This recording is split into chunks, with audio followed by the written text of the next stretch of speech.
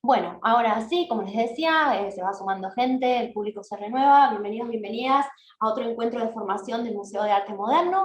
Hoy vamos a tener una temática muy particular con un especialista. Vamos a estar hablando de las relaciones entre literatura y arte, que es un tema súper, súper, súper interesante y que las exhibiciones van a estar cruzando. No sé si conocen el museo, en este momento hay muchísimas exhibiciones. Lo que va a hacer Diego es tomar algunas de ellas como disparadores y siempre tomando como un poco un marco, un abanico, uno de las publicaciones se hizo llamada Caja de Herramientas. Es un trabajo que se hizo desde el área editorial, desde el área de educación, donde distintos especialistas de temáticas como matemática, literatura, van a estar pensando actividades de taller en relación a las obras. Dicho esto, paso a presentar a quien va a estar a cargo del encuentro del día de hoy, que es Diego. Diego Di Vincenzo es escritor, profesor de letras y periodista, con amplia experiencia en elaborar contenidos educativos para editoriales argentinas. Enseña en la universidad, en el sistema de formación docente y en la escuela secundaria. Investiga las relaciones entre lenguaje figurado, como es el caso de la poesía, donde es poeta, y adolescentes, tema sobre el cual acaba de presentar su tesis de doctorado. Además, realizó muchísimo trabajo en las carreras de cine sobre el abordaje de la narrativa, tanto en la materia de sociología del cine como en estructuras narrativas audiovisuales de FADU. También a su vez realiza eventos culturales y crea y coordina Ánimo Perplejo, que ahora les voy a pasar para que lo puedan ver. Diego. Bueno, muchas gracias por tantos laudos. Sí, yo quiero decirles básicamente que soy profesor. Mi carrera de grado es el profesorado de castellano, literatura y latín. Soy egresado del Joaquín B. González. Aquí vive una compañera de aquellos años. Y también veo una colega con la que trabajo actualmente en una institución. Les agradezco mucho a ellas y les agradezco mucho a todos ustedes, a todas ustedes, por tomarse este rato acá con nosotros. Lo que yo voy a compartir con ustedes es lo que vine pensando en estos años de mucho trabajo docente en las aulas, casi 30. Y bueno, ponerlo a consideración de ustedes, digamos, lo que pude ir haciendo, que me parece que es compartible, ponerlo a consideración de ustedes. Como una propuesta, como señaló Gaby, que conforma una publicación del museo que se llama Caja de Herramientas. Ahí hay como, digamos, 4 intervenciones, una de las cuales es la mía, otra tiene que ver con matemática. Es un material lindo que está disponible en PDF, en la solapa de educación del museo. Así que si pueden, bájenselo, porque además está muy bien editado, es pituco, digamos, llama la atención para ser leído. No sé, Gaby, ¿qué hacemos? ¿Cada uno se presenta o yo ya arranco? Sería lindo si, como veo que es un grupo que hablador y que ya se estuvo presentando en el chat, eso es un buen Ah, comienzo. me fijo por ahí, perdón. Sería lindo que se vayan presentando en el chat de dónde son docentes, o si son docentes o estaban directamente, no sé, interesados en la temática, como para ir viendo cuáles son sus intereses también. Y si te parece, yo voy recogiendo esa información, Diego, y te voy haciendo comentarios en base aparezcan también en el chat. Con Diego estábamos hablando de que si quieren en cualquier momento interrumpir, mencionar algo, comentar, preguntar, lo que sea, la idea es que sea una charla dialogada y que no, puedan intervenir cuando quieran. Bueno, dale, entonces empezamos. Yo voy a compartir la pantalla de la presentación que armé. Ustedes me dicen si se ve.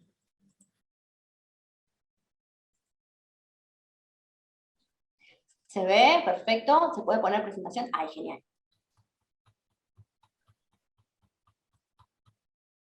¿Se ve? Se ve perfecto, Diego. Bueno. Te cuento que ya se están presentando Marcela, docente de escuela primaria, aparece Paula también, que es artista visual, docente y gestora cultural, también Natalia, profe de literatura de una materia llamada Arte y Literatura de la orientación letras de secundaria, o sea que hay bastante gente con especialidad en la temática. Buenísimo. Bueno, primero planteé los objetivos, ¿sí? Digamos, esto es básicamente una posibilidad de pensar cruces entre arte y literatura o entre dos sistemas de significación o dos lenguajes. Digamos, esos son, como ustedes saben, términos que provienen de los estudios semióticos, y también saben ustedes que mucho de lo que se desarrolló posteriormente en términos de abordajes de lenguajes no verbales o de sistemas significantes, como por ejemplo el arte, la fotografía, la pintura, la moda, digamos, las ciudades, admiten esta posibilidad de ser leídos, ¿no? En ese sentido, estamos tomando acá en este taller, en este encuentro, una noción de lectura más asociada no a decodificación verbal, digamos, a correspondencias, grafemas, fonemas, sino a lectura, digamos, entendida como advertir sentidos o significados. ¿Se acuerdan que Saussure en el curso de Lingüística General decía que, bueno, con el tiempo iba a existir una disciplina que, tomando como base la descripción que él hacía de la lengua, iba, digamos, de algún modo a abordar eh, otros lenguajes que también producen significados, ¿no? Por eso hablamos en este caso de lenguaje y no de lengua. A nosotros nos parece, con Gaby, que, bueno, que los lenguajes visuales o los lenguajes pictóricos, podríamos decir, son también lenguajes que pueden ser abordados con algunos procedimientos de significación de los lenguajes verbales, y algo de eso vamos a hacer hoy, o vamos a intentar hacer algo de eso. Porque justamente el objetivo es que podamos, digamos, enriquecer o ampliar la mirada de nuestros abordajes en el área de lengua y literatura a partir del trabajo con lo visual e incluso con lo audiovisual, ¿sí? O con lo visual en un sentido, digamos, no estático, sino dinámico. Vamos a trabajar con la obra de dos artistas que exponen en el Museo Moderno. Las cosas que yo tomé de uno de esos artistas, que es Luis Pasos, no están en el Museo Moderno. Hay otras cosas de él. Bueno, tiene una vastísima obra, es un artista platense de la década del 40, nació en la década del 40, aunque, digamos, se dedique a las artes visuales, también tiene una pata muy importante en la poesía. Y el otro artista es un artista mucho menor que él, que nació en la década del 70 y que se llama Eduardo Basualdo, y que en este momento está poniendo algo en el Museo Moderno.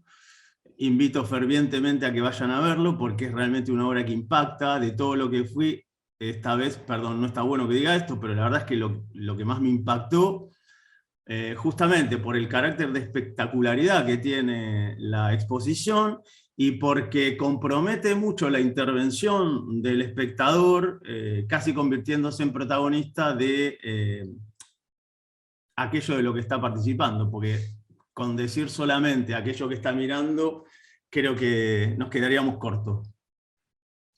Bueno, entonces, ahí tienen los dos artistas, acá está Pasos, acá está Basualdo.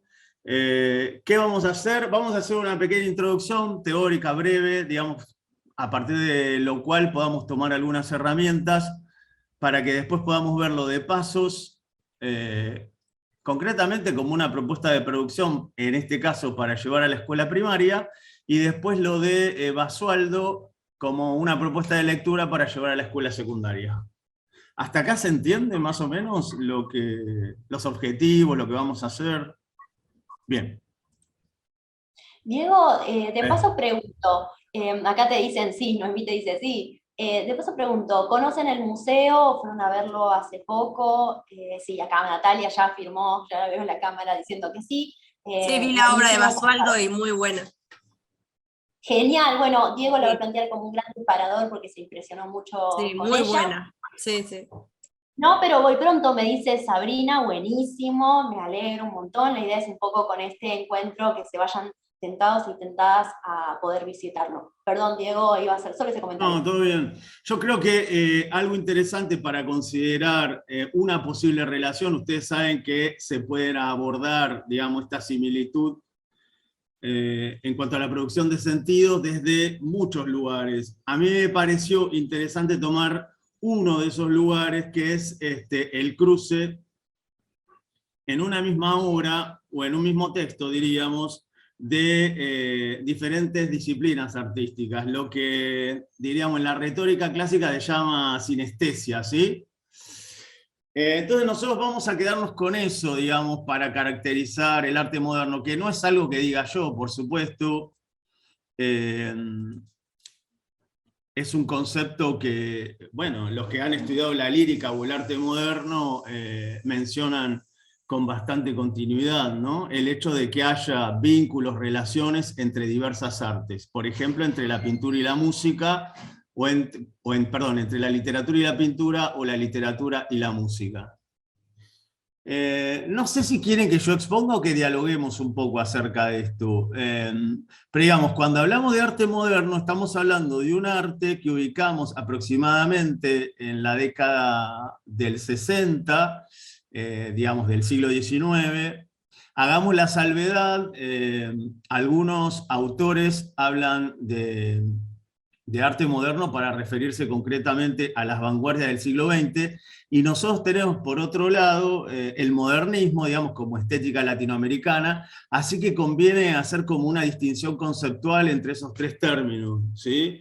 Digamos, cuando hablamos de arte moderno nos referimos a ese arte del siglo XIX, sobre todo en Europa, que toma, digamos, como epicentro París, como capital del Segundo Imperio, que sobre todo condensa la mirada en Baudelaire, en el poeta francés Charles Baudelaire, como el gran artista moderno, y que entre otras cosas, bueno, postula este cruce de arte. Ya vamos a caracterizarlo un poco mejor, pero eso sería un primer sentido de lo moderno. Después, digamos, la tradición marxista, por Perry Anderson, por poner un solo autor, llama, digamos, modernismo al arte del siglo XX, a las vanguardias. Eso es con otro sentido, ¿no? Y después está el modernismo latinoamericano, que es digamos, esa estética, bueno, que tiene como principal cultor a Rubén Darío. Curiosamente, algunos de los artistas del siglo XIX que participan, digamos, de la idea de modernidad al estilo Baudelaire, por ejemplo, por Verlaine, bueno, fueron maestros de Darío, ¿no? O émulos, diríamos, para utilizar otra palabra. Entonces nos situamos en el arte moderno, en este caso, en el siglo XIX, más o menos 1860, sobre todo en un libro y un autor, Les Fleurs du Mal, o Las Flores del Mar, de Charles Baudelaire, ¿sí? ¿Qué es un artista moderno? Bueno, centralmente un artista que proclama por sobre todas las cosas la autonomía del arte, frente, digamos, a la tradición clásica que arranca con Aristóteles, ¿sí? En la que, bueno, por lo general se une lo agradable a lo útil, ¿sí? Esa serie de preceptivas que también tiene un momento en el clasicismo francés, con Boileau, o incluso en el mundo latino, con la epístola a los Pisones de Horacio, digamos, un arte muy reglamentado. El arte moderno es un arte, digamos, que propugna la total autonomía, ¿sí? Una separación muy radical de arte y vida. De todas maneras, lo que se vuelve, digamos, como materia de reflexión u objeto de esa autonomía es la supremacía de la palabra como palabra poética, ¿no? Si ustedes recuerdan, digamos, las funciones del lenguaje de Jacobson, ¿no? Recuerden que la función referencial era como la función pragmática del uso del lenguaje, o la comunicativa, ¿no? Y recuerden que decía Jacobson que la función poética era aquella que se centraba sobre el mensaje mismo, es decir, que no tiene como principal objetivo referirse al mundo externo, digamos, al referente, sino volver sobre sí. Un poco en ese sentido, la palabra como material, como forma, ese es otro elemento de la autonomía, y el hecho de que, digamos, un poema, por ejemplo, para Baudelaire, no puede ser parafraseado, ¿no? Es decir, no puede ser explicado. Que eso fue retomado bastante a lo largo del siglo XX. Por ejemplo, en la Nouvelle Critique, en la Nueva Crítica, el texto de Barthes, Crítica de Verdad, justamente dice eso, ¿no? que hacer estallar el plural del arte implica no explicarlo, no parafrasearlo, no volver a decirlo. Algo que nos pasa todo el tiempo, perdón, cuando damos clase con adolescentes y trabajamos, por ejemplo, poesía, ¿no? Los chicos todo el tiempo intentan, digamos, como traducir la poesía que se les vuelve oscura, difícil, ¿no? Y bueno, nos cuesta mucho ahí plantear, bueno, no todo se puede entender, no todo hay que traducirlo, tal vez captamos algunos sentidos, tal vez no captamos todos. Y algo de eso también se juega cuando, bueno, uno considera algo de arte no figurativo, ¿no? En la pintura, por ejemplo, los chicos dan respuestas muy habituales del tipo, pero ¿esto qué es? Este tipo estaba re loco, ¿no? Ese tipo de cosas que suelen decir los chicos. Bueno, algo de esto tiene origen en este tipo de arte, ¿no? Me parece importante señalar también que en realidad hay un intento anterior a comienzo del siglo XIX, que es el romanticismo, ¿no? Algunos señalan que es la primera gran revolución artística, incluso algunos señalan que es la primera vanguardia. Lo que está claro es que el romanticismo, si se entiende por un lado como caída del clasicismo y por otro lado como, diríamos, estética que toma los ecos del movimiento revolucionario francés, o digamos de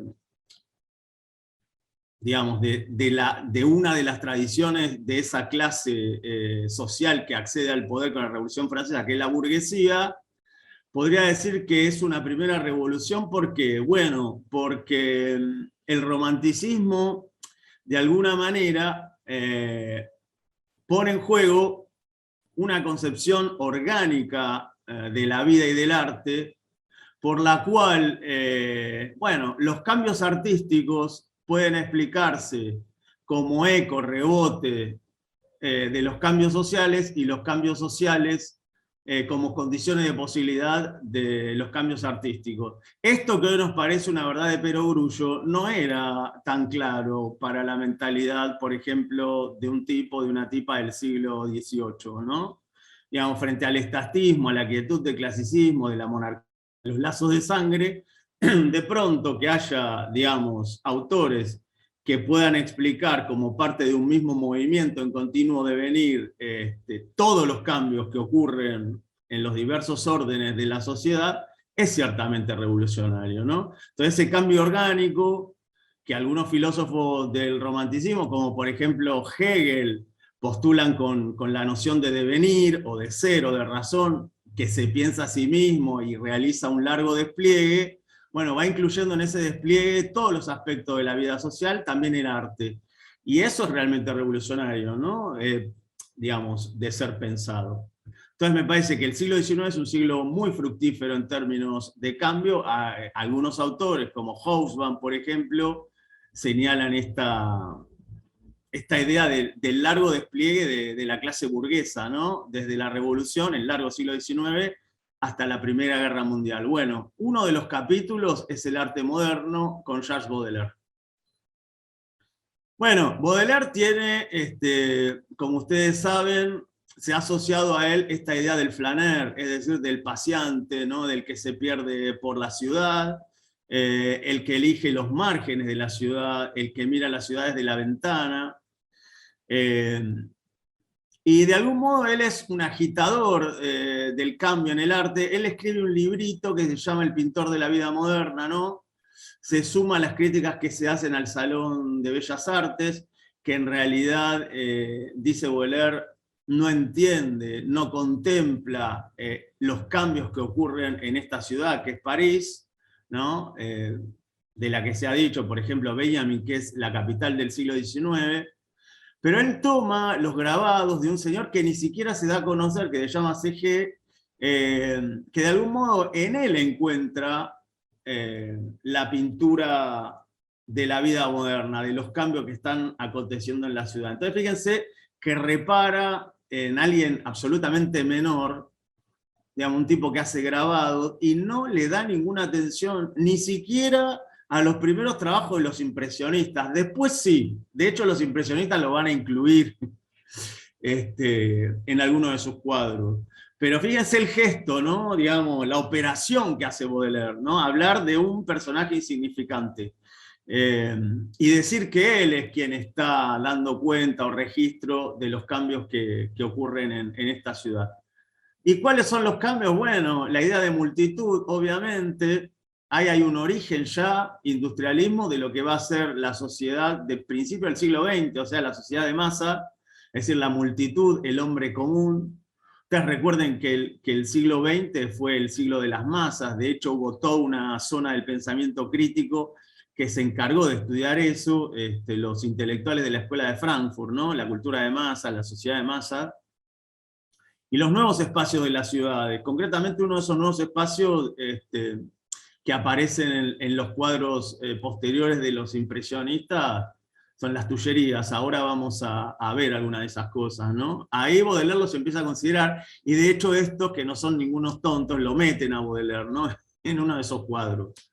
Replicando el gesto, digamos, de alguien, porque, digamos, no hay nada nuevo bajo el sol, y como se dice habitualmente, para novedad los clásicos, algo que ya había hecho Velázquez, ¿no? ¿Se acuerdan de las meninas? Que se mete ahí adentro. Bueno, y algo que va, digamos, a impactar mucho en el arte posterior, sobre todo en las vanguardias, que es la idea de la fugacidad o del arte efímero, que toma esa frase famosa del Manifiesto Comunista de Marx, del 48, todos los sólidos se desvanecen en el aire, ¿no? Digamos, justamente por esta idea de organicidad, de dinamismo, de ese despliegue tan fenomenal que hace la clase burguesa en el siglo XIX, dice Marx, no hay nada quieto, no hay nada fijo, ¿no? Bueno, el arte efímero es algo que llega, no sé, pienso en Marta Minujín, ¿no? Que hace esas grandes instalaciones, digamos, el Partenón de libros, digamos, que es un arte que dura unas horas, ¿no?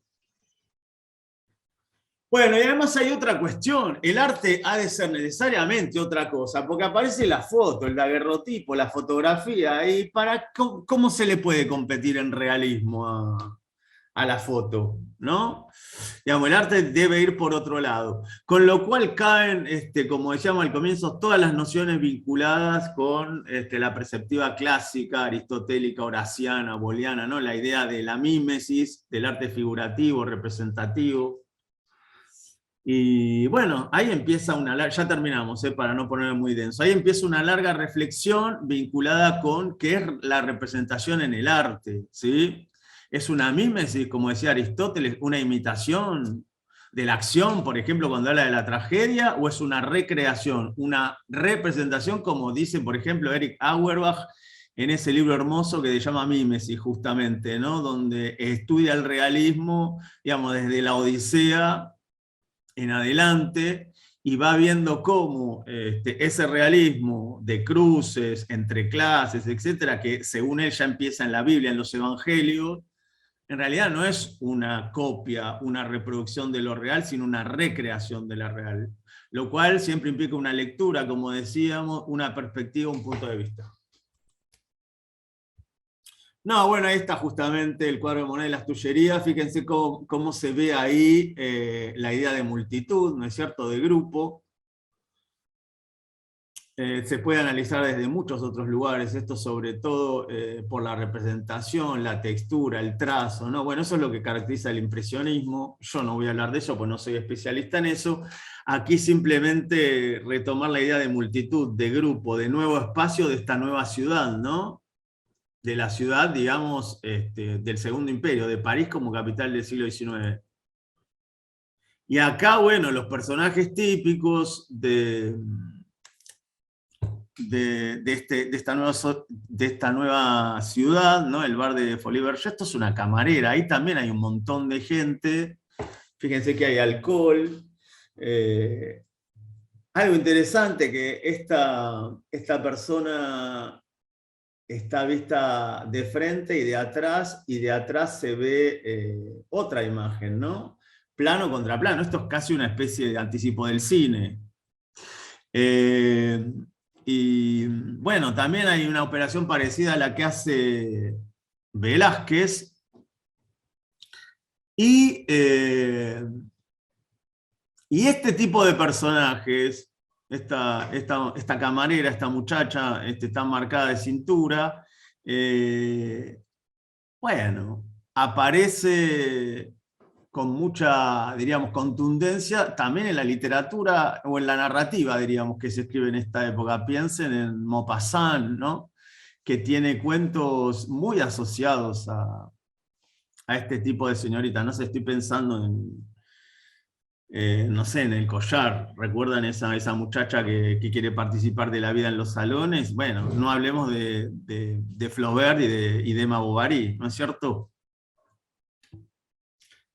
Perdón, buenas Sí, tardes. Te quería decir, Diego, la naná de Manet, ¿no? Que tiene mucho que ver absolutamente. con lo que escribe Solá.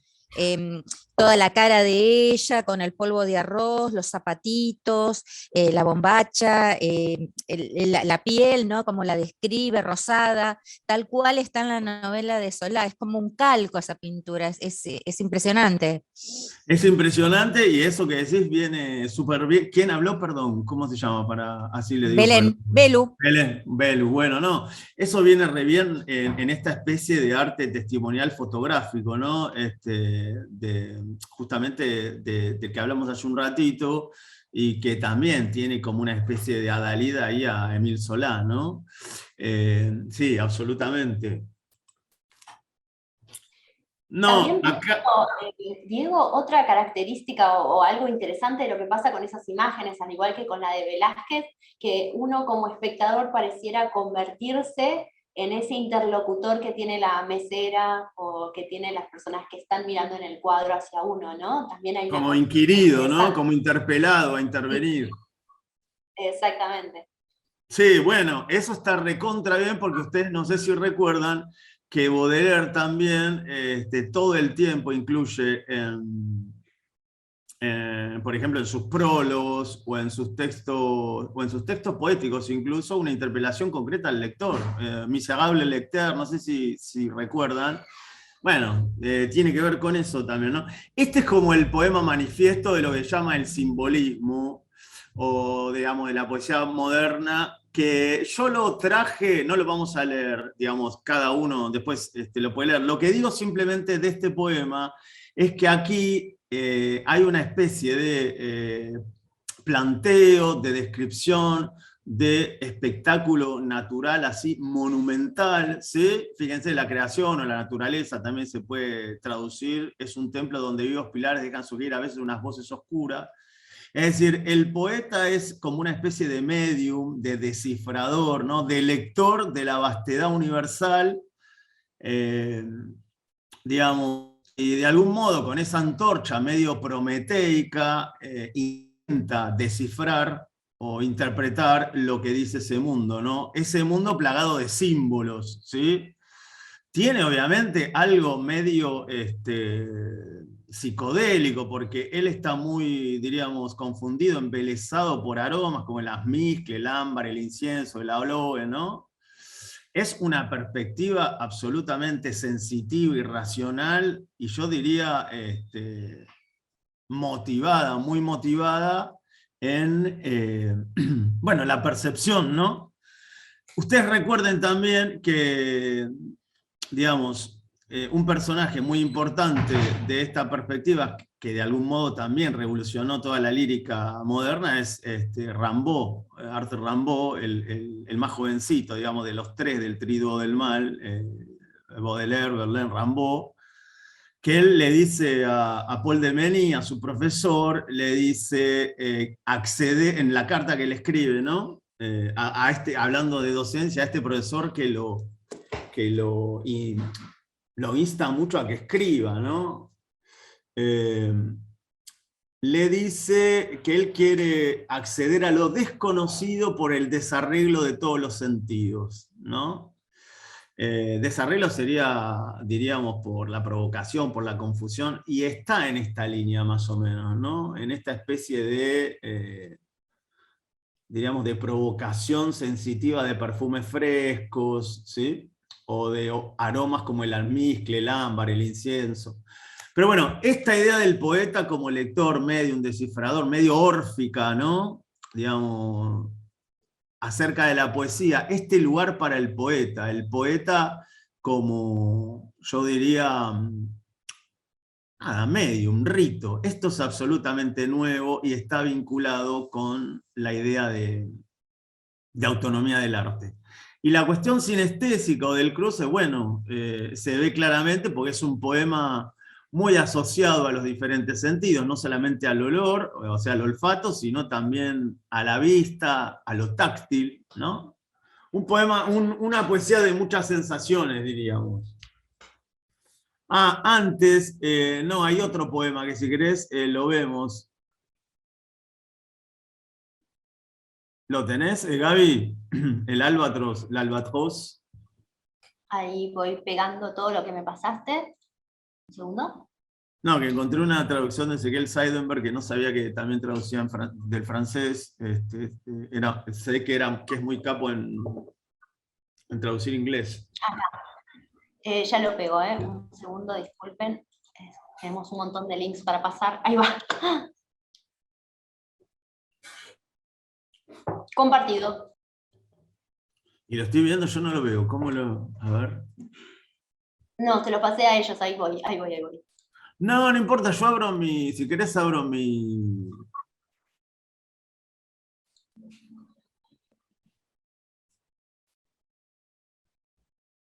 Lo veo desde el celu, Gaby, que por ahí te lo pasé, no te preocupes.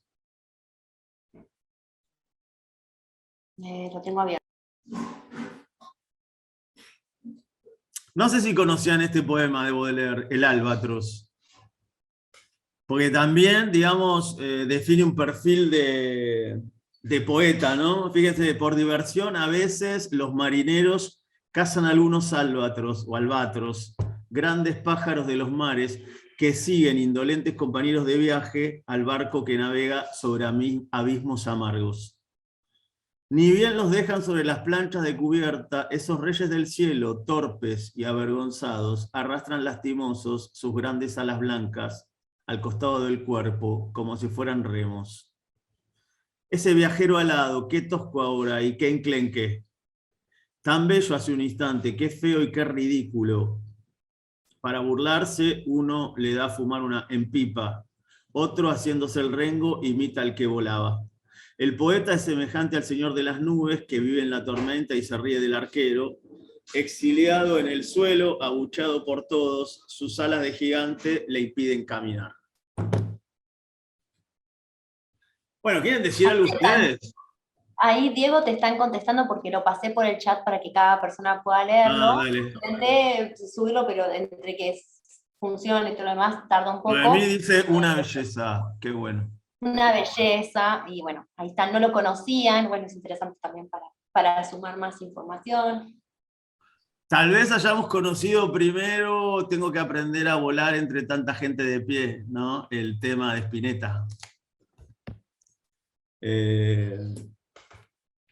Bueno, está esta idea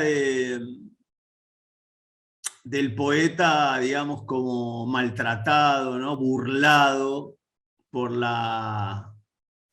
diríamos, por la gente común, ¿no? Sin embargo, la voz que arma el poema le dice príncipe, es decir, lo ennoblece, lo enaltece, ¿no?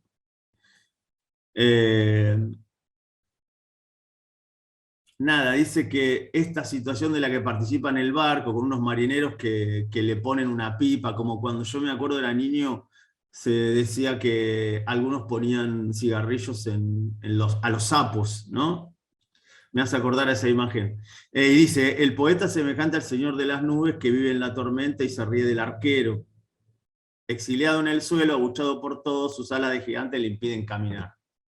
Bueno, eso también, digamos, perfila una imagen de poeta, y esto es bien moderno, ¿no? Bien, buenas tardes, maestro de plástica en primaria. A vos, muchas gracias por entrar, Jorge Luis.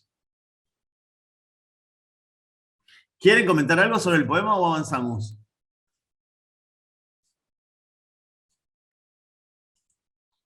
Me parece interesante, perdón, yo ya porque ya hablamos, Diego, y ya sé hacia dónde va la conversación, pero digo, qué interesante todos los poemas en relación a Basualdo. Ahora no puedo dejar de verlo. Ah, dale, sí. Bueno, vuelvo a la presentación, Gaby. Sí, sí, ahí yo expuse, pero ahora cuando presentás vos va a desaparecer lo que yo presenté. Bueno, estos cruces, diríamos, lo digo rapidito, estos cruces entre, digamos, distintas artes, y retomando la idea de que uno puede parangonar o equiparar desde una perspectiva semiótica estos lenguajes diferentes, diríamos la pintura, la literatura, incluso la música, aunque hay mucha disquisición semiótica acerca de la música porque parece que no es un lenguaje articulado, ¿no? Digamos, hay discusiones, no hay una semiótica, o sea, hay estudios acerca de la música, pero la música tiene sus bemoles justamente para, digamos, hacerla participar de las descripciones de los procedimientos de significación. Lo que así, a mí me parece interesante, y he hecho muchas veces con mis estudiantes, es tomar un mismo procedimiento, entendiendo procedimiento al sentido formalista, ¿no? En el sentido de, bueno, un recurso a un procedimiento formal en la música, en la pintura y obviamente en la literatura, ¿no? Justamente partiendo de la idea de la sonancia y la normalidad, característica de la lírica moderna, según dice Friedrich en ese libro del 58 que se llama Estructura de la lírica moderna. Sonancia es que suena, pero no, digamos, con rima métrica regular, ¿no? Es decir, que el ritmo se produce de otras maneras, no con los recursos clásicos. Y el hecho de que en la lírica moderna desaparece, digamos, el sujeto, por ejemplo, clásico del romanticismo, que tiene una presencia, digamos, incontrastable, yo acá les planteo tres procedimientos. El contrapunto, que es, digamos, esa alternancia de voces, por ejemplo, en la música coral del barroco, que está en Bach, pero también está en Händel. El claroscuro, que se ve con mucha claridad en Rembrandt o en Caravaggio. Y nada, la antítesis conceptual, ¿no? Que bueno, que está obviamente en este famoso soneto de Quevedo, por ejemplo, ¿no? Esa antítesis del soneto definiendo al amor, que es archiconocido, no lo vamos a glosar ni nada que se le parezca. Ahí está el claroscuro, es decir, la idea de que hay un elemento, digamos, que por una cuestión fotográfica, aunque todavía no existe la foto, se destaca a través de la luz, ¿sí? Creando estos ambientes, diríamos, tenebrosos o muy contrastados. Tomamos centralmente el claroscuro porque nos parece, justamente por el clima que genera, una linda entrada para pensar lo que vamos a decir de Basualdo, ¿sí? Y si quieren, podemos percibir, porque ya les mostré el poema y les mostré las pinturas, pero no escuchamos nada. Podemos escuchar un cachito de Bach, pero no sé, por ahí es salirnos demasiado. Pero el clave bien temperado, digamos, que es una de las obras de Bach, es como, ¿qué sería el contrapunto? Digamos, ese diálogo en la armonía, digamos, entre un tono y el otro, y que en principio aparecen muy contrastados, pero después se unen, ¿no? Cualquier obra coral de Bach, eso se ve, no sé, en las Pasiones, en la de San Mateo, en la de San Juan, incluso en la misa, ¿no? Esto tiene que ver, obviamente, con un ambiente, con un clima que es el del barroco. Se ha dicho que estos procedimientos de contradicción, diríamos, tienen que ver con algo del orden de la apariencia, lo digo rapidito, y con algo del orden del terror al vacío, ¿sí? Vieron que el arte barroco es un arte como muy recargado, muy tupido, incluso algunos dicen kitsch. Y entonces, digamos, ese vacío estaría dado una interpretación posible, por lo que se conoce como heridas al narcisismo occidental, porque ustedes recuerden que Galileo y Kepler dicen por esta época que no es el Sol el que gira alrededor de la Tierra, sino la Tierra la que gira alrededor del Sol, ¿no?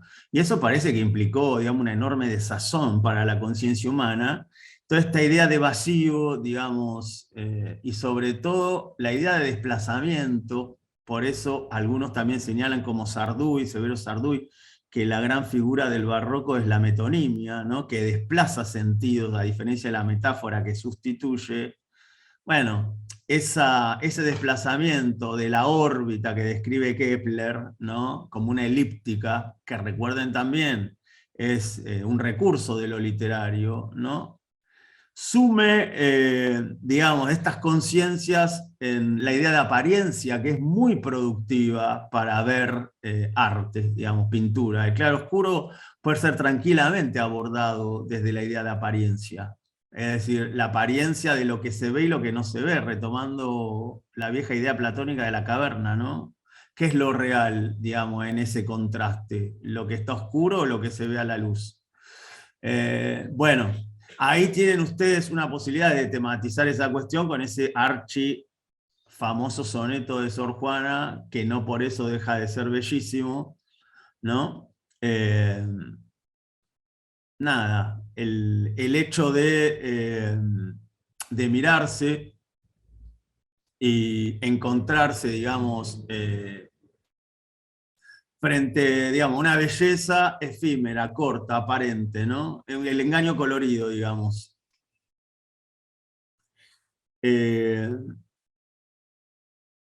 Bueno, se ha dicho que este es un poema que tiene que ver con el tópico clásico del Carpe Diem, el Fugit Tempus, ¿no? En la línea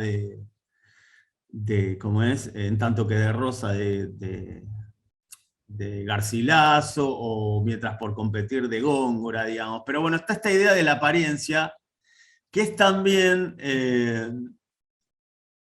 la idea de claroscuro. Entonces a mí me parece algo re interesante para armar un recorrido posible, digamos, en planificación. Más allá de lo que yo traje hoy sobre Basualdo Pasos, uno puede, digamos, abordar la cuestión. Digamos, porque uno dice, bueno, yo puedo dar el barroco, por ejemplo. Bueno, sí, ok, pero es demasiado inconmensurable. Puede uno, por ejemplo, armar una unidad didáctica trabajando estos tres procedimientos y asociados a la estética barroca y a la conciencia, digamos, herida en su narcisismo, a partir de la apariencia. Entonces puede leer, no sé, la alegoría de la caverna, puede leer algo del Quijote, donde se confundan realidad y no realidad, digamos, o razón y locura. Digamos, trabajar sobre ese eje la relación entre Sancho y Quijote. Puede ver el soneto de Sor Juana, puede ver el soneto de Quevedo, los otros que dijimos en la tópica clásica, puede analizar estos cuadros de Rembrandt y de Caravaggio. Exacto, y puede también escuchar algo de Bach, y ahí, digamos, sobre un mismo procedimiento, tratar de ver, digamos, cómo se construye en cada caso. No hay que ser muy experto, tampoco, digamos, uno tiene que ser especialista en pintura o en música. En música se percibe muy claramente esa alternancia, ¿no? Y bueno, también invita a los chicos a conocer ciertas manifestaciones del arte que de otro modo no creo que puedan conocer, ¿sí? Y en ese sentido, bueno, la escuela ofrece posibilidades que no se ofrecen en otro lugar. En general, mi experiencia es que este tipo de imágenes a los chicos los cautivan muchísimo, pero muchísimo. Son muy impactantes por, digamos, el carácter, digamos, de realismo que tienen, pero además por el manejo de la luz, ¿no? Bueno, Sí, a mí me pasaba desde, Diego, desde 12, como docente en secundario, hace unos años, en artes visuales, me pasaba que Caravaggio siempre era un éxito. Sí, totalmente. Pero además, ¿viste? Por la representación que hace del cuerpo también, ¿no? No, Perdona, creo que era una alumna de Caravaggio o de uno de estos pintores famosos, esa mujer que estudiaba pintura, que fue violada, que el cuadro tiene, en la mano tiene la cabeza del violador. ¿Cómo se llama? ¿Te Artemisia acordás? Gentileschi. Esa, Artemisia esa Gentileschi. mujer. Sí, sí, ahí te lo escribo. Alguien levantó la mano. Sí, yo. Te quería hacer una pregunta que me quedó ahí a lo que dijiste, nada, si podés ser, nada, para no volver tanto, pero dijiste algo como una diferencia entre metonimia y metáfora, y cuando hablaste de Sarduy, creo, si podés como explicar un poco esto y cómo lo ligabas a las imágenes. Claro, porque en realidad, digamos, viste que es muy difícil definir la metonimia, según lo que he leído en una época, ¿no? Y hace poquito también leí otra vez discusiones acerca de la metonimia. Porque además es una figura que fue muy retomada, no solamente para acercarse al arte, sino que hay mucho de lo que Lacan, que ahora está otra vez de moda, utiliza para describir el inconsciente cuando lo propone como un lenguaje. Viste que describe los dos movimientos, digamos, el inconsciente con la metáfora y la metonimia. Y también hay un trabajo de Roman Jakobson que trabaja la metáfora y la metonimia. Y dice, por ahí, vos sos de lengua, ¿cómo es tu nombre? Y dice, no, yo soy de artes visuales, pero me quedó... Bueno, no, porque viste que, bueno, igual, porque Jacobson dice, el realismo es un arte más metafórico y el naturalismo es un arte más metonímico. O sea que es algo que se utiliza bastante. La idea primera que podría uno señalar para diferenciar, si es que eso se puede, es que la metáfora sustituye y la metonimia desplaza, ¿no? Claro, eso es. Primero esa cuestión. Entonces, en desplazamiento hay muchas formas de la metonimia, ¿no? De hecho, si vos te metés a ver un diccionario de retórica, por ejemplo, la sinécdoque, que es otra de estas figuras, sería un modo de la metonimia. ¿Y qué es una sinécdoque? Bueno, referirse al todo por la parte, pero también poder referirte a la consecuencia por la causa, también poder referirte, ¿entendés? Okay. Pero en principio esta es la idea. Ahora, ¿eso cómo funciona en el arte? Yo lo que creo es que, por ejemplo, para la representación del horror, por ejemplo, en el horror clásico, se acude mucho a la metonimia. ¿En qué sentido? Me acuerdo ahora de una de las 3 películas de Kieslowski, de Blue. No sé si la viste. Bueno, no la spoileo, hay una muerte terrible allí, ¿no? Así como en el cine es muy típica la elipsis, es decir, el salto temporal. Bueno, la muerte, esta terrible de la que hablo, no digo cuál para no spoilear, se significa en el film a través de un globo. De un globo que es un globo de la persona a la que le pasa algo, que sale de un auto y se eleva, ¿no? Bueno, ahí ¿qué se hace? Se desplaza el sentido, digamos, de la muerte con el globo. No se sustituye, ¿por qué? Porque no se dice que la persona es el globo, sino que lo que se hace es señalar que esa persona se desligó, soltó el globo, ¿no? Con lo cual, si se soltó, bueno, uno puede pensar algo del orden de lo que ocurre efectivamente. Digamos, en literatura es muy común percibir desplazamientos, ¿no? Es decir, no sé, en la poesía, por ejemplo. Sería lo contrario, Guille, ¿no? Sería lo contrario de la condensación, que es otro procedimiento muy típico, ¿no? Por ejemplo, en la poesía. Hace poquito nosotros estuvimos con un libro en una de las materias que yo enseño, y lo que veíamos ahí trabajándolo en clase, en un poemario, leímos todo el poemario, que es básicamente es una especie de novela poética que describe, bueno, no, estoy haciendo lo que dice Baudelaire que no hay que hacer, parafraseando el texto, pero para que entiendan, no, describe básicamente una convivencia de pareja en pandemia. Entonces, digamos, primero hay una metaforización muy clara de ese cuarto en el que están los amantes como cárcel. Pero al mismo tiempo, por muchos desplazamientos que se dan en el texto, la ventana, por ejemplo, lo que miran a través del celular, cuando van al chino, ¿no? Mucho desplazamiento que habla, digamos, como de una liberación a ese espacio de cárcel, ¿no? Y por otro lado, te lo digo muy en el aire, pero a ver si te puedo ayudar a entenderlo. Por otro lado, hay una condensación muy fuerte, que sería lo contrario del desplazamiento, en poder nombrar qué es aquello que está produciendo el ruido en esa convivencia tan limitada. Entonces, digamos, el texto, los poemas se vuelven locos tratando de condensar por alusiones metonímicas, por ejemplo, la mancha de humedad que hay en la casa, el olor que llega de afuera, el olor del patio que cocinan, digamos.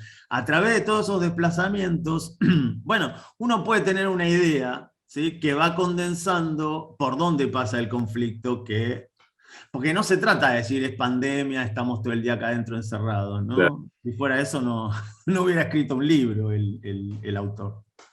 ¿Se Bien. entiende un poco? Sí, sí, perfecto. Gracias.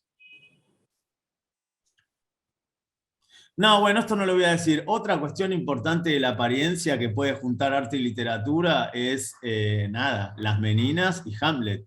Pero no sé si hace falta... Bueno, primero hay una película preciosa de Hamlet, increíble, que les diría que para mí es hasta mejor que el texto, porque es realmente una obra de arte. La versión rusa de Hamlet, que es una película del 64, la recomiendo fervientemente. Está dividida en dos en YouTube, y está subtitulada al español, perfectamente subtitulada, y sigue, les diría, a pie juntilla del texto de Shakespeare. Bueno, uno puede tomar ahí, digamos, el encuentro de Hamlet con los cómicos y toda la representación que él usa como estrategia para develar, digamos, la verdad del crimen de Hamlet padre, ¿no? Que no fue la serpiente, sino que fue un crimen. Y ahí está la idea de la obra dentro de la obra, ¿no?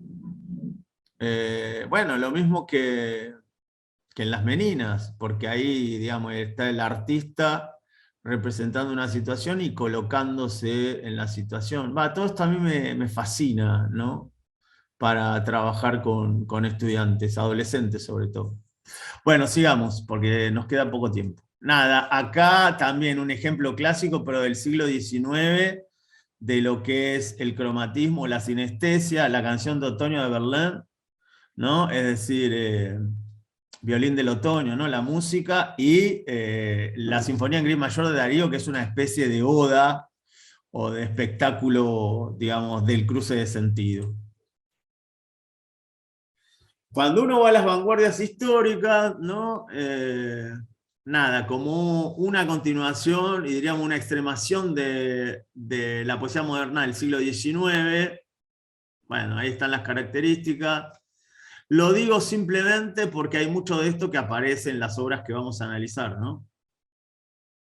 Tomo solamente, ya que nos vamos a meter seguidamente con pasos, la idea del cruce y de, diríamos, el poema como objeto o como pieza, ¿no? Como objeto, como pieza de diseño. Y ahí ustedes tienen a Apollinaire con los caligramas, ¿no? Que es algo que todos conocemos. Pero digamos, esta vez, en vez de quedarnos con la idea de caligrama, que es antecedente y que tampoco inventa nada Apollinaire, ustedes saben que el caligrama tiene que ver con una prohibición del Islam. Digamos, vieron que algunas religiones, incluso el judaísmo, no permiten nombrar a Dios. Entonces, una manera de referirse a Dios, mira, ahí hay también algo entre metafórico y metonímico, ¿no? Era representándolo a través de un gráfico, ¿no? Bueno, entonces nos quedamos con esta idea de vanguardista, ¿sí? del poema como objeto o como pieza de diseño, entre muchas otras características de la vanguardia, tomamos esa sola. Bueno, ahí está este famoso poema, ¿no? El de Coco Chanel.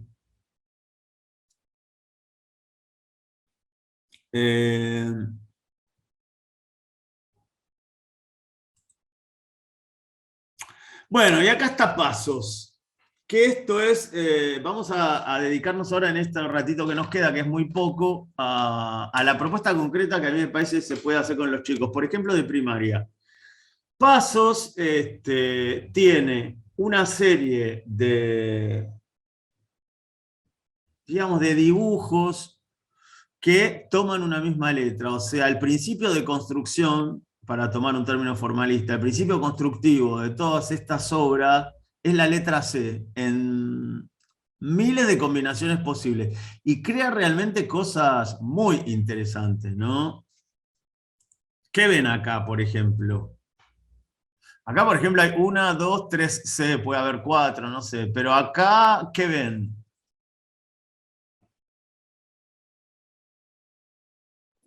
Sí, como un auditorio, una Dicen un asamblea. aula también. ¿Cómo? Mencionan un aula, dicen Sí. un coro de lector. Perfecto. ¿Y acá abajo? Y dicen sala casa cubierta, están poniendo Muy todo. bueno, totalmente. Parece la casa cubierta, sí. Ahí aparecen, bueno, los comentarios están por ahí, no se animan a hablar, pero sí lo están poniendo en el chat, Diego, te cuento. Bueno, esas son ¿Y las en el de referencias. abajo qué ven?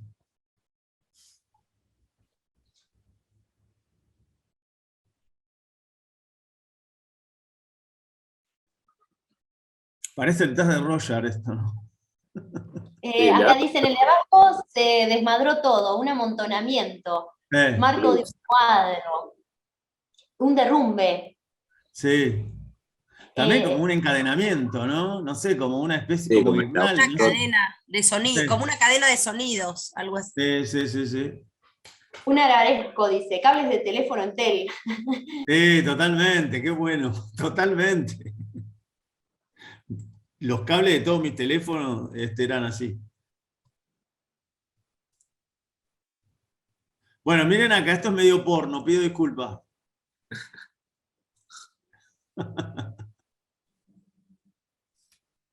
Se llama La Vedette. Es muy bueno. Bueno, El intelectual, fíjense, bueno, ahí también, ¿ves, Guille, que ahí hay algo en la significación que es metonímico, porque no dice anteojos. claro. ¿Por qué se asocia, ves? Digamos, ni siquiera es una metáfora, porque no es que el intelectual es un anteojo, ¿no? Sino que hay un atributo del intelectual que pasa por los anteojos. Ahí se está significando por desplazamiento. Podríamos decir que hay algo metonímico, ¿no? Okay.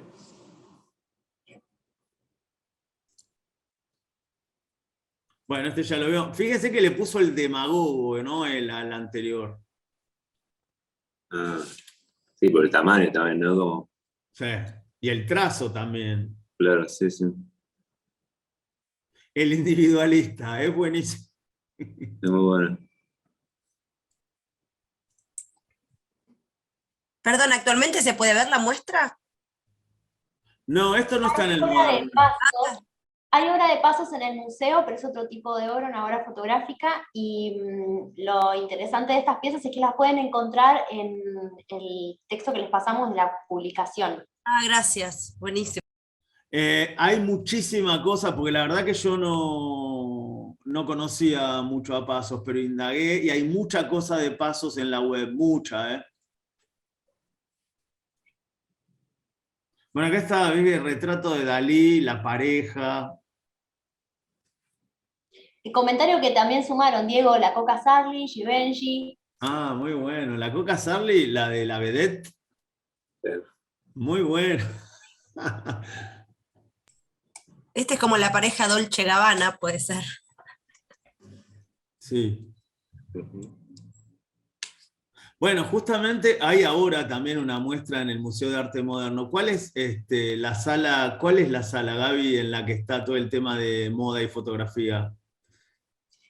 Pueden encontrar que hace reflexiones sobre el cuerpo en distintas décadas, lo pueden encontrar en Cuerpo Contacto. Eso es Está en genial. el primer piso del museo, y el mes que viene vamos a tener también un encuentro de docente sobre temas vinculados con lo corporal. El encuentro se llama ¿Qué es un cuerpo? Y ya está subido a agenda.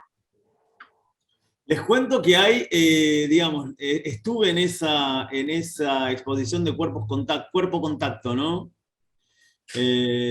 Muy interesante porque es todo el cuerpo, les diría, a partir de los años 90. Hay cosas de Luft, de Jacobi, de Virus y de la movida de los 90, concretamente de Luft, del ave porco o el dorado, digamos. Hay mucha fotografía y hay mucho objeto, digamos. A mí esa me impactó bastante también, como la de Basualdo. De hecho, dudé en agarrar eso o en agarrar lo de Basualdo. Está buenísima esa del cuerpo. Bueno, no, yo en esta caja de herramientas lo que hicimos fue hacer una serie de orientaciones, que es un poco lo que hicimos recién con ustedes, ¿no? Que los chicos miren las imágenes e incluso mostrárselos sin los títulos y que ellos le pongan un título, ¿no? Que está bueno esto que salió de Coca Sarli o de Givenchy o de Dolce Gabbana, digamos. A mí no se me hubiera ocurrido el demagogo todos dijimos auditorio, clase, ¿no? Bueno, sería lindo que los chicos digan lo que les inspiran las imágenes, que le pongan un nombre y después, nada, contrastarlo con el nombre que le puso él, con los nombres que le puso él, ¿no? Y después nada, lo que proponemos es que los chicos dibujen, generen este tipo, digamos, de piezas con otras letras. No sé, nosotros pensamos así como en más gancheras para hacerlo, la L o la H, pero también puede ser la M, no sé. El desafío siempre es que en todo lo que empleen no pierdan nunca el trazo de la letra, ¿no? Y después para cruzar con literatura, que es algo viejísimo, pero que uno puede trabajar sobre todo en relación con otro concepto fuerte de los abordajes semióticos, que es la connotación, tomar alguna letra, sobre todo las letras que tienen mayor resonancia, y verlas funcionando en algunos poemas, ¿no? Entonces, por ejemplo, acá, ¿qué implica la repetición tan constante de acá, ¿qué implica la repetición tan constante del sonido sibilante de la S? Acá, digamos, el cruce entre dos consonantes. Bueno, ahí hay un cruce muy claro entre arte y literatura. Entonces, ¿el taller qué sería para hacer con los nenes? Les nenes, perdón. Sería mirar los dibujos de pasos, presentar al autor, obviamente, al artista. Tiene muchísimas cosas hay muchas cosas de él para ver, porque es un tipo que todavía vive. De hecho, ahora está con Parkinson. Leí hace poquito en una entrevista del Día, pues de La Plata. Mirar, poner nombre, comparar los nombres que ponen los nenes con los que puso el artista e invitarlos a un taller. Y después nada, buscar en YouTube si queremos integrar otro lenguaje, ¿no? Lenguaje audiovisual. Bueno, escuchar algunos poemas. Acá se dan 3. Uno de Hernández, otro de Darío y otro de Fray Luis de León. Bueno, antes de hablar, digamos, de presentar, yo les muestro algunas imágenes de la muestra o de la exposición de Eduardo Basualdo, que se llama Pupila, ¿no? ya ahí hay algo para pensar, ¿no? Si pupila es pupila del ojo, si pupila es alguien que está encerrado, digamos, una mujer que es pupila, ¿no? Pupil, no sé, que es alumna, que es reclusa, que está imposibilitada de salir, digamos. El título abre todo eso. Cuando uno empieza a ver, se encuentra evidentemente. Les cuento cómo ayúdame Gaby, cómo arranca la muestra. Digamos, hay una serie de paneles, como ven ahí ustedes, blancos, que digamos, van trazando un recorrido. Si uno lo mira desde arriba, si pusiera un dron, ahora podemos imaginar esa posibilidad. Nada, encuentra que tiene algo de laberíntico, ¿no? Sí, y como casi de derrumbe, diría.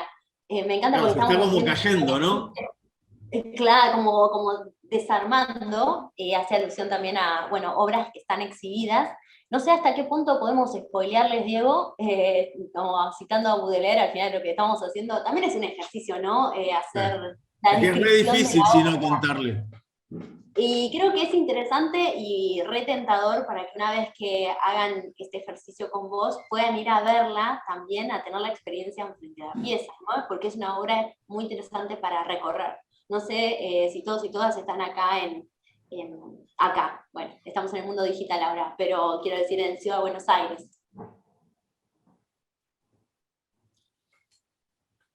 Esto comienza, diríamos, con algo. A mí me hizo acordar a Superman, porque, digamos, una casa a la que le cae como una especie, no sé, de meteorito, ¿sí? Hay una destrucción inicial. Enseguida conecté con la idea de mito. Yo anoté algunas ideas posibles para abordar esto, ¿no? Primero, claro, hay narración. Si uno habla de mito, hay narración claramente. Caos inicial, ¿no? El mito como tiempo del caos, digamos, de lo uniforme, de lo indiviso, ¿sí? O también lo que desde los estudios semióticos se dice no discreto, es decir, lo que no se puede dividir, a diferencia de la literatura. Hay autores que oponen mito a literatura, ¿no? Entonces, hay un mito perdón, hay como una especie de meteorito que cae sobre una casa y dispara toda una situación. Voy a tratar de no spoilear mucho, pero esas pupilas que se ven, que surgen justamente de esa destrucción inicial, o primaria, o primigenia, o cosmogónica, fundacional, lo que quieran, son pupilas de aves locales para mí, ¿no? Como cóndores, gallinas. Bueno, la gallina no es local, pero sí el cóndor, ¿no?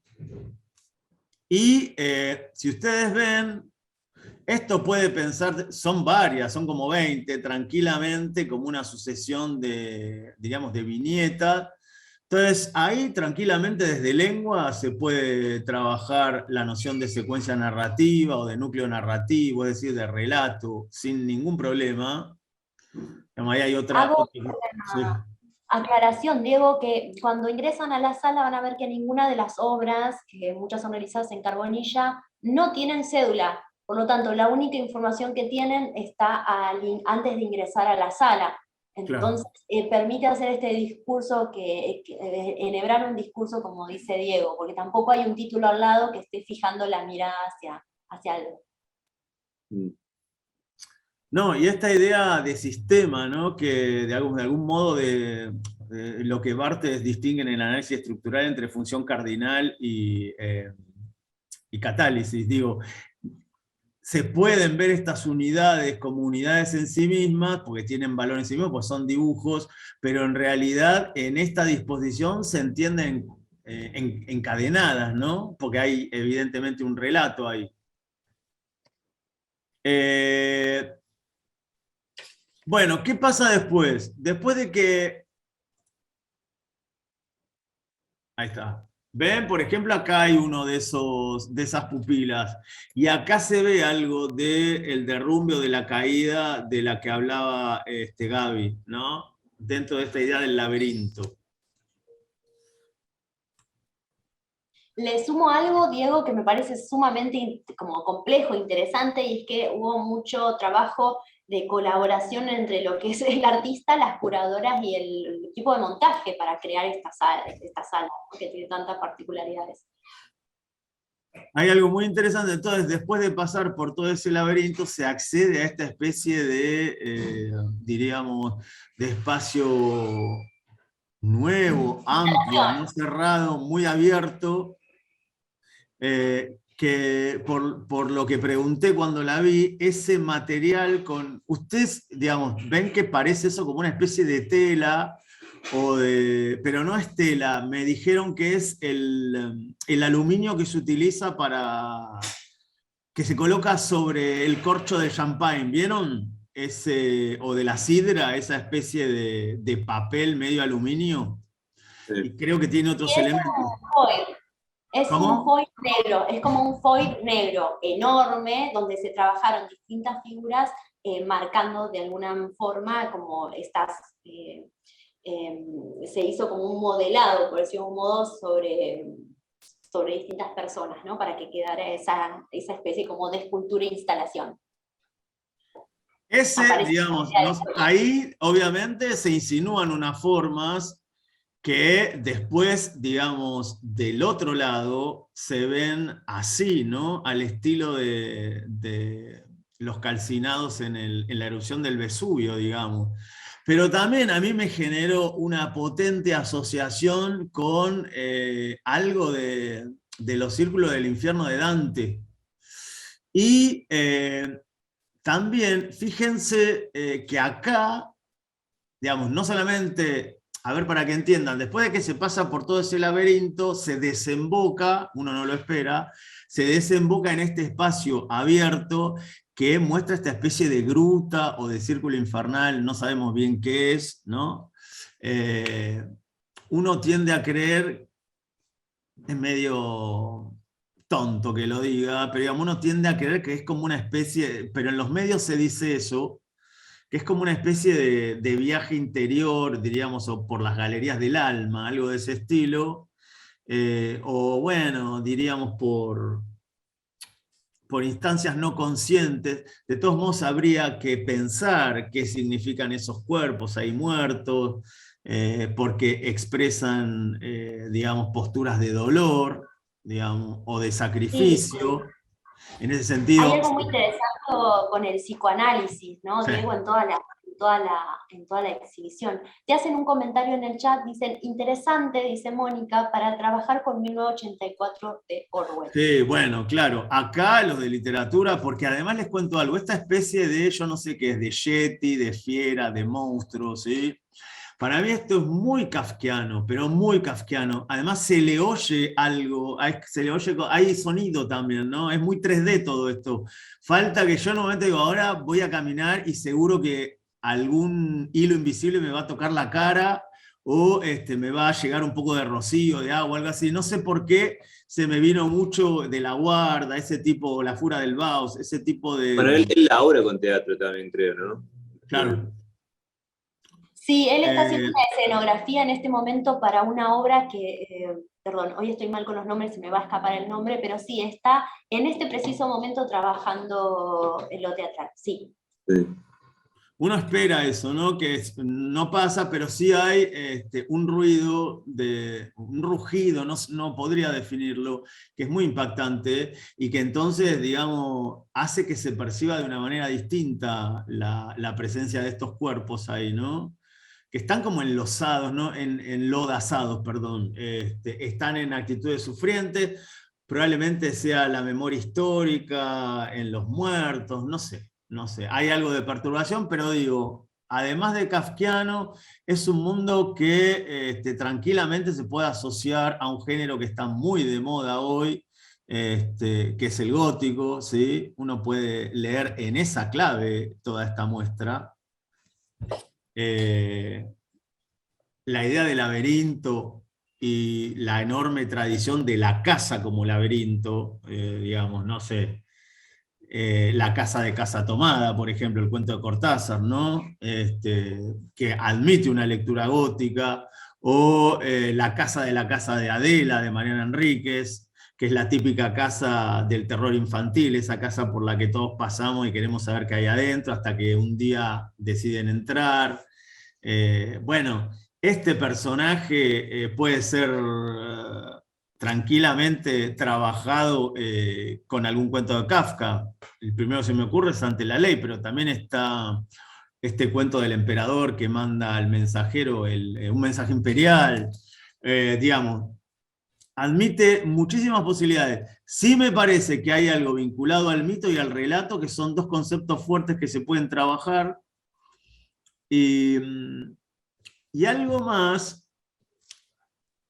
Bueno, acá hay ven otras imágenes. ¿Puedo, Diego, traer unas palabras del mismo artista? Él dice, los dibujos representan el espacio mental donde uno está confinado. Es una poética asociada a que uno reconoce y puede sospechar lo que uno está viendo, está profundamente atravesado por los propios parámetros y concepción de la realidad. Habla mucho también del confinamiento y de la mirada sobre uno mismo, sobre la mirada de los demás, ¿no? Como el punto de vista. Eso para sumar a lo que venías comentando Sí, recién. buenísimo. Sí. Yo lo que digo es que desde el punto de vista, digamos, del trabajo con el discurso, con la literatura, uno, digamos, una categoría teórica muy interesante para trabajar acá es la de enunciatario o la de lector, porque uno queda muy implicado en la ficción o en la representación que arma esta exposición. Digamos, uno, digamos, va pasando y les diría dejándose llevar por lo que propone el enunciador. ¿En qué sentido? En que el recorrido no está muy claro, ¿no? Es decir, de pronto uno tiene la sorpresa y eso vincula mucho con el horror o con lo gótico. Tiene la sorpresa de esta apertura que no se entiende.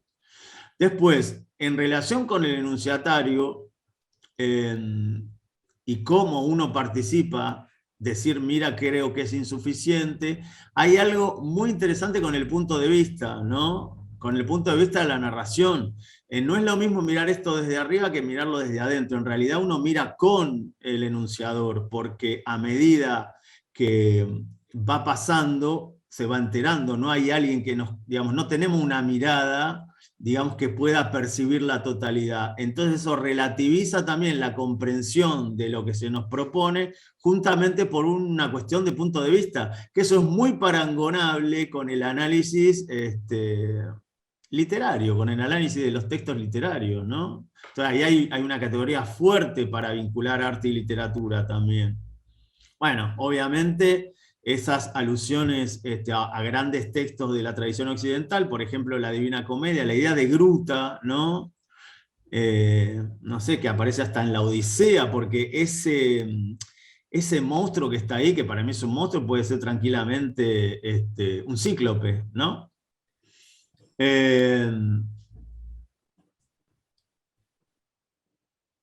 No, y otra cosa que para mí... ¿Cómo? Diego, te comentaban por el chat que les hace acordar también a una idea de lo siniestro de Freud. Absolutamente, sí, totalmente, totalmente. Bueno, un poco lo siniestro está en lo que vos leíste de él, ¿no? Lo que él decía sobre su propia obra. Y lo último que digo No, hay un concepto de Lotman que para mí es muy interesante para analizar mito, que es la idea de isomorfismo, ¿no? Que también lo toma la Gestalt eso, es la idea de la correspondencia. ¿Cómo termina esto? Lamentablemente se los tengo que spoilear, si no, no hay manera de... Esto, digamos, después de pasar por el terror como si fuera un tren fantasma del Yeti o del monstruo o del super yo, lo que sea, y esas escenas de sufrimiento, uno va a dar a una especie, no sé, de monolito o digamos de placa, de tumba, vista desde atrás, en el que se puede leer una fecha que es 1977, pero en espejo, espejada, claro, porque en realidad invita a leerla de adelante. Con lo cual ahí tenemos anverso y reverso, dos caras de una misma moneda. Por eso yo puse lo de isomorfismo, porque uno de los rasgos del mito, según señala Lotman, es esta idea de isomorfía, por la cual en algunos grandes mitos, por ejemplo, en la escatología cristiana, el nacimiento es la muerte, ¿vieron? No sé, por ejemplo, la semilla que cae en tierra, que si no muere, ¿no? Si muere da vida, o no sé, en el mito de Dionisio, en la tradición griega, digamos, justamente con la muerte por el exceso en el ritual, con las bacantes, bueno, con los sátiros, digamos, renace. O sea, esta idea de isomorfía es decir, en un mismo lugar se ve lo uno y lo otro, ¿no? Lo que se afirma y lo que se niega. Y acá pasa lo mismo, ¿por qué? Porque visto desde atrás, lo que uno ve cuando termina la exposición es que, bueno, esto desemboca inevitablemente en la muerte, pero cuando va hacia adelante, lo que ve es una fecha que por un dato contextual sabemos que es la de su nacimiento. Con lo cual acá, de alguna manera, quedan igualadas la vida y la muerte, que eso es retomar el isomorfismo de muchísimos relatos mitológicos, de tradiciones no solo occidentales, sino de muchos relatos de de tradiciones aborígenes, ¿no? No sé, por ejemplo, en la tradición guaraní. Bueno, es la idea de juntar pañal y mortaja que está en ese poema de Quevedo o en El Salto de León Felipe, que es otro poema, o la idea de la semilla, que si no cae en tierra no da fruto, de la escatología cristiana. Bueno, no sé si pude, sí, estoy seguro que transmití algo de la conmoción que me provocó esta obra, pero claro, tienen que verla. Esto les queda, y si la ven y llevan a los chicos, se pueden trabajar muchas cosas, ¿no? Uno puede, digamos, partir de acá y armar toda una secuencia con textos que retomen lo gótico o el horror, a partir de lo que dispara, bueno, en propuestas de escritura ni hablemos, ¿no? Pero entonces, narración, mito, punto de vista, isomorfismo, digamos, intertextualidad con estos grandes textos de la tradición, son todas cuestiones que se pueden ver y que cruzan artes visuales con literatura. Listo, Gaby, no... Hermoso, bueno, habíamos hablado con Diego de que queríamos hacerlo en 1 hora y media, y más perfección no se puede, más reloj no se puede, ni que fuéramos docentes. ¿Hay algún comentario, aprovechando que está Diego, que quieran consultar, hacerle alguna devolución? Y si no, las esperamos en el Museo de Arte Moderno para recorrer la sala, que va a estar bastante tiempo y nada, es un gran momento para ir a visitarlo. Acá nos dice Noemí, impresionante, gracias a los dos. Paula dice excelente, así que bueno, muchísimas gracias, Diego.